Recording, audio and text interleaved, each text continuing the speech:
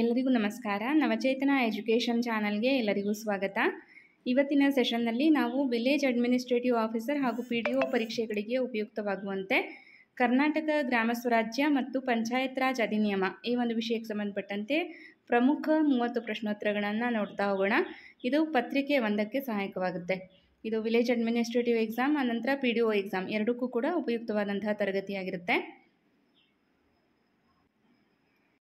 ಇಲ್ಲಿ ನಾನು ಇವತ್ತಿನ ತರಗತಿಯಲ್ಲಿ ಪ್ರಮುಖ ಪ್ರಶ್ನೋತ್ತರಗಳನ್ನು ನೇರವಾಗಿ ಪ್ರಶ್ನೆ ಮತ್ತು ಉತ್ತರಗಳ ರೂಪದಲ್ಲಿ ಪಟ್ಟಿ ಮಾಡಿದ್ದೀನಿ. ಇಲ್ಲಿ ಆಯ್ಕೆಗಳನ್ನು ಇಟ್ಟು ನಾವು ಅದನ್ನು ಓದಿ ಹೇಳಿ ಸಮಯ ವ್ಯರ್ಥ ಆಗುತ್ತೆ. ಹಾಗಾಗಿ ಸಮಯದ ಉಳಿತಾಯಕ್ಕೋಸ್ಕರ ಈ ರೀತಿಯ ಒಂದು ಸೆಷನನ್ನು ಮಾಡ್ತಾ ಇದ್ದೀನಿ. ಮೊದಲನೆಯ ಪ್ರಶ್ನೆ, ಪ್ರತಿ ವರ್ಷ ರಾಷ್ಟ್ರೀಯ ಪಂಚಾಯತ್ ರಾಜ್ ದಿನವನ್ನು ಯಾವ ದಿನ ಆಚರಿಸಲಾಗುತ್ತದೆ ಅಂತ ಪ್ರಶ್ನೆ ಇದೆ. ನಾವು ಪ್ರತಿ ವರ್ಷ ಏಪ್ರಿಲ್ 24ರಂದು ರಾಷ್ಟ್ರೀಯ ಪಂಚಾಯತ್ ರಾಜ್ ದಿನವನ್ನು ಆಚರಣೆ ಮಾಡ್ತೀವಿ. ಹಾಗಾದರೆ ಈ ಒಂದು ದಿನವನ್ನು ಯಾವಾಗಿನಿಂದ ನಾವು ಅದನ್ನು ಆಚರಣೆ ಮಾಡ್ತಾ ಇದ್ದೀವಿ ಅನ್ನೋದು ಎರಡನೆಯ ಪ್ರಶ್ನೆ. ಯಾವ ವರ್ಷದಿಂದ ಪಂಚಾಯತ್ ರಾಜ್ ದಿನವನ್ನು ಆಚರಿಸಲಾಗುತ್ತದೆ? 2010ರಿಂದ ಈ ಒಂದು ದಿನಾಚರಣೆಯನ್ನು ನಾವು ಆಚರಣೆ ಮಾಡ್ತಾ ಇದ್ದೀವಿ. ನೆಕ್ಸ್ಟು ಮೂರನೆಯ ಪ್ರಶ್ನೆ, ಯಾರು ಮೊದಲ ಪಂಚಾಯತ್ ರಾಜ್ ದಿನವನ್ನು ಘೋಷಿಸಿದರು? ಅಂದರೆ ಈಗ ಏನು ಏಪ್ರಿಲ್ 24ಕ್ಕೆ ನಾವು ಆಚರಣೆ ಮಾಡ್ತೀವಿ, ಸೊ ಅದನ್ನು ಮೊಟ್ಟ ಮೊದಲಿಗೆ ಯಾರು ಅದನ್ನು ಘೋಷಣೆ ಮಾಡಿದ್ದು ಅಂತ ಇದೆ.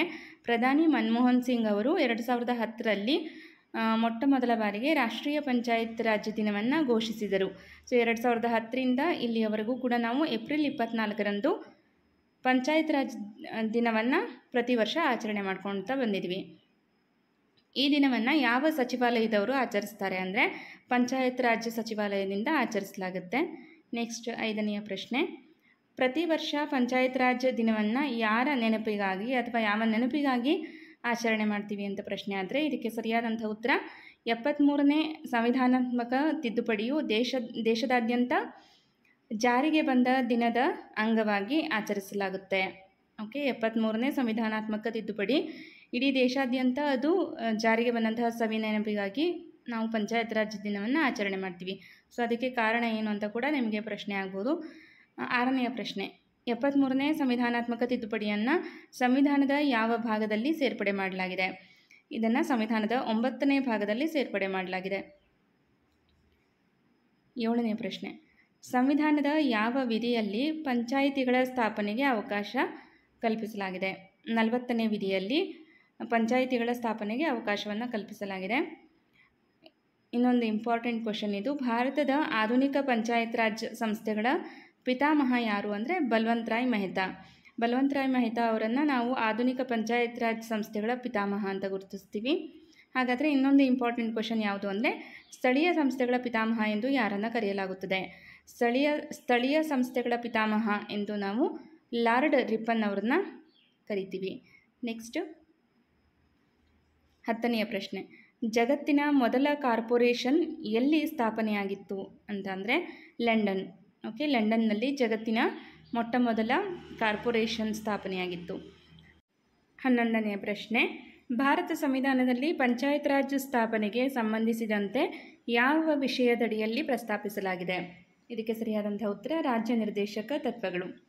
ರಾಜ್ಯ ನಿರ್ದೇಶಕ ತತ್ವಗಳ ಅಡಿಯಲ್ಲಿ ಪಂಚಾಯತ್ ರಾಜ್ ಸ್ಥಾಪನೆಗೆ ಸಂಬಂಧಿಸಿದಂತೆ ಅವಕಾಶವನ್ನು ಕಲ್ಪಿಸಲಾಗಿದೆ.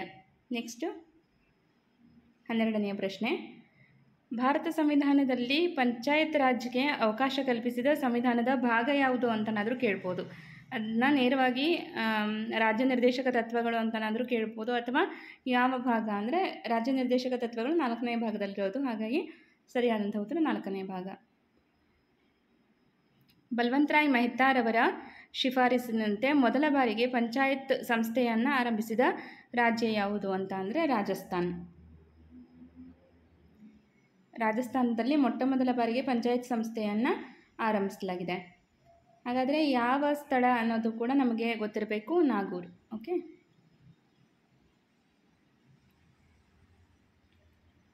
ಪಂಚಾಯತ್ ರಾಜ್ ಸಂಸ್ಥೆಯನ್ನು ಆರಂಭಿಸಿದ 2ನೆಯ ರಾಜ್ಯ ಯಾವುದು ಅಂದರೆ ಆಂಧ್ರ ಪ್ರದೇಶ. ಮೊಟ್ಟ ಮೊದಲು ಅಂದರೆ ರಾಜಸ್ಥಾನ್, 2ನೆಯ ರಾಜ್ಯ ಅಂದರೆ ಆಂಧ್ರ ಪ್ರದೇಶ್.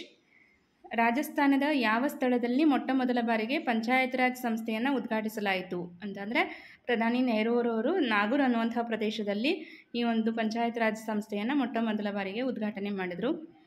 16ನೇ ಪ್ರಶ್ನೆ, ರಾಜಸ್ಥಾನದ ನಂತರ ಭಾರತದಲ್ಲಿ ಪಂಚಾಯತ್ ರಾಜ್ ಸಂಸ್ಥೆಯನ್ನು ಆರಂಭಿಸಿದ 2ನೇ ರಾಜ್ಯ. ಸೊ ಇದು ರಿಪೀಟ್ ಆಗಿದೆ, 2ನೇ ಬಾರಿ ಆಂಧ್ರ ಪ್ರದೇಶ.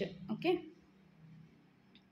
ಬಲ್ವಂತರಾಯ್ ಮೆಹ್ತಾ ತನ್ನ ವರದಿಯನ್ನು ನೀಡಿದ ದಿನಾಂಕ ಯಾವುದು ಅಂದರೆ 24 ನವೆಂಬರ್ 1957. 24 ನವೆಂಬರ್ 1957. 18ನೇ ಪ್ರಶ್ನೆ, 73ನೇ ತಿದ್ದುಪಡಿ ಜಾರಿಗೆ ಬಂದಾಗ ಅಧಿಕಾರದಲ್ಲಿದ್ದಂತಹ ಪ್ರಧಾನಿ ಯಾರು ಅಂದರೆ PV ನರಸಿಂಹರಾವ್. 19ನೇ ಪ್ರಶ್ನೆ, ಗ್ರಾಮ ಮಟ್ಟದಲ್ಲಿ ಶಾಸನಬದ್ಧವಾಗಿ ಮತ್ತು ಕಾನೂನುಬದ್ಧವಾಗಿ ಕಾರ್ಯನಿರ್ವಹಿಸುವಂತಹ ಸಭೆ ಯಾವುದು ಅಂದರೆ ಅದು ಗ್ರಾಮ ಸಭೆ. 20ನೇ ಪ್ರಶ್ನೆ, ಗ್ರಾಮ ಸಭೆಯ ವಿಷಯದ ಬಗ್ಗೆ ವಿವರಣೆ ನೀಡುವಂತಹ ವಿಧಿ ಯಾವುದು? ಗ್ರಾಮ ಸಭೆಯ ವಿಷಯದ ಬಗ್ಗೆ ವಿವರಣೆ ನೀಡುವಂತಹ ಸಂವಿಧಾನದ ವಿಧಿ 243A. 21ನೇ ಪ್ರಶ್ನೆ, 243B ವಿಧಿಯು ಯಾವುದರ ಕುರಿತು ಉಲ್ಲೇಖಿಸುತ್ತದೆ? ಇದು ಪಂಚಾಯತ್ ರಾಜ್ ಸಂಸ್ಥೆಗಳ ರಚನೆಯ ಕುರಿತಾಗಿ ಉಲ್ಲೇಖಿಸುತ್ತೆ. 243B ಪಂಚಾಯತ್ ಸಂಸ್ಥೆಗಳ ರಚನೆಯ ಕುರಿತಾಗಿ ತಿಳಿಸುತ್ತೆ.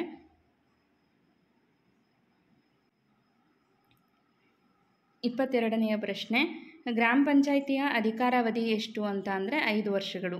ಓಕೆ, 5 ವರ್ಷಗಳು ಇದರ ಅಧಿಕಾರಾವಧಿಯಾಗಿರುತ್ತೆ. 23ನೇ ಪ್ರಶ್ನೆ, ಗ್ರಾಮ ಪಂಚಾಯಿತಿಯ ಈ 5 ವರ್ಷಗಳ ಅವಧಿ ಎಂದಿನಿಂದ ಆರಂಭ ಆಗುತ್ತೆ? ಅಂದರೆ 5 ವರ್ಷಗಳ ಅವಧಿಯನ್ನು ನಾವು ಪ್ರಾರಂಭದ ದಿನ ಅಂತ ನಾವು ಯಾವುದನ್ನು ಪರಿಗಣಿಸ್ತೀವಿ ಅಂದರೆ ಗ್ರಾಮ ಪಂಚಾಯಿತಿಯ ಅವಧಿಯು ಚುನಾಯಿತ ಪ್ರತಿನಿಧಿಗಳ ಮೊದಲ ಸಭೆಯಿಂದ ಆರಂಭವಾಗುತ್ತೆ. ಸೊ ಅಂದಿನಿಂದ 5 ವರ್ಷಗಳು ಅಂತ ನಾವು ಕೌಂಟ್ ಮಾಡುವಂಥದ್ದು. ಗ್ರಾಮ ಪಂಚಾಯಿತಿಯ ಅವಧಿಯು ಚುನಾಯಿತ ಪ್ರತಿನಿಧಿಗಳ ಮೊದಲ ಸಭೆ ಯಾವಾಗ ನಡೆಯುತ್ತೋ ಅವತ್ತಿನಿಂದ ಕೌಂಟ್ ಆಗೋದಕ್ಕೆ ಆರಂಭ ಆಗುತ್ತೆ. ಇದು ನೆನ್ಪಿಟ್ಕೊಳ್ಳಿ. ನೆಕ್ಸ್ಟು 24ನೇ ಪ್ರಶ್ನೆ, ಗ್ರಾಮ ಪಂಚಾಯಿತಿಯ ಸಭೆಯ ವಿಧಗಳು ಎಷ್ಟಿದ್ದಾವೆ? ಗ್ರಾಮ ಪಂಚಾಯಿತಿಯಲ್ಲಿ ಒಟ್ಟಾಗಿ 3 ಸಭೆಗಳಿದ್ದಾವೆ. ಒಂದು ಸಾಮಾನ್ಯ ಸಭೆ, 2ನೇದು ವಿಶೇಷ ಸಭೆ, ಮತ್ತೊಂದು ತುರ್ತು ಸಭೆ. ಒಟ್ಟು 3 ಸಭೆಗಳು ಇರುವಂಥದ್ದು.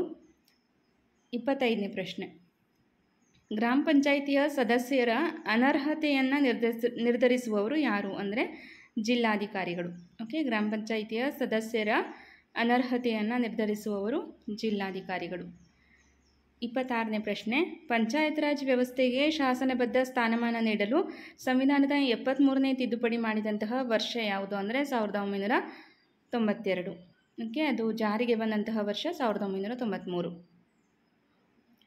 GVK ರಾವ್ ಸಮಿತಿ ನೇಮಕವಾದ ವರ್ಷ ಯಾವುದು ಅಂದರೆ 1985.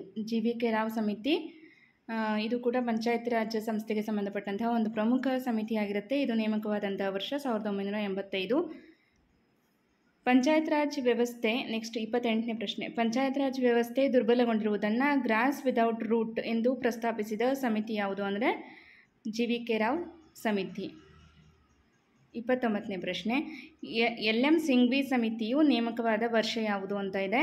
LM ಸಿಂಘ್ವಿ ಸಮಿತಿಯು ನೇಮಕವಾದ ವರ್ಷ 1986. ಆಗ ಇದ್ದಂತಹ ಪ್ರಧಾನಿ ಯಾರು ಅಂತ ಅಂದರೆ ರಾಜೀವ್ ಗಾಂಧಿ. LM ಸಿಂಘ್ವಿ ಸಮಿತಿಯನ್ನು ನೇಮಿಸಿದ ಪ್ರಧಾನಿ ರಾಜೀವ್ ಗಾಂಧಿ. ಓಕೆ, ಸೊ ಇದಿಷ್ಟು ಇವತ್ತಿನ ಪ್ರಶ್ನೋತ್ತರಗಳಾಗಿತ್ತು.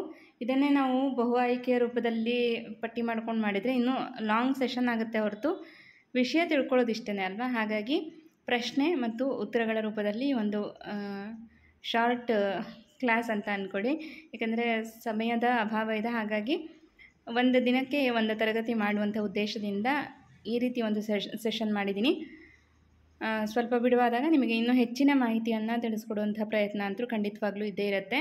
ಸೊ ಇವಿಷ್ಟು ಪ್ರಶ್ನೋತ್ತರಗಳನ್ನು ನೋಟ್ ಮಾಡ್ಕೊಳ್ಳಿ. ನಿಮಗೆ ಇದು ಮುಂದಿನ ಪರೀಕ್ಷೆಗೆ ಒಂದು ಪ್ರಶ್ನೆ ಬಂದರೂ ಕೂಡ ಒಂದು ತರಗತಿ ಸಾರ್ಥಕ ಅಂತ ಅನಿಸುತ್ತೆ. ಆದಷ್ಟು ಇಂಪಾರ್ಟೆಂಟ್ ಕ್ವೆಶನ್ಸ್ಗಳನ್ನು ಆಯ್ಕೆ ಮಾಡಿಕೊಂಡು ಅದನ್ನು ಪಟ್ಟಿ ಮಾಡುವಂಥ ಪ್ರಯತ್ನ ಮಾಡಿದ್ದೀನಿ. ಸೊ ಇದು PDO ತರಗತಿಗಳ ಭಾಗ 4 ಆಗಿರುತ್ತೆ. ಓಕೆ, ಭಾಗ 1, ಭಾಗ 2, ಭಾಗ 3 ನೋಡಿಲ್ಲ ಅಂತ ಅಂದರೆ ನೋಡ್ಕೊಳ್ಳಿ. ಅದರಲ್ಲೂ ಕೂಡ ಇಂಪಾರ್ಟೆಂಟ್ ಕ್ವೆಶನ್ಸ್ಗಳನ್ನು ಆ್ಯಡ್ ಮಾಡಿದ್ದೀನಿ.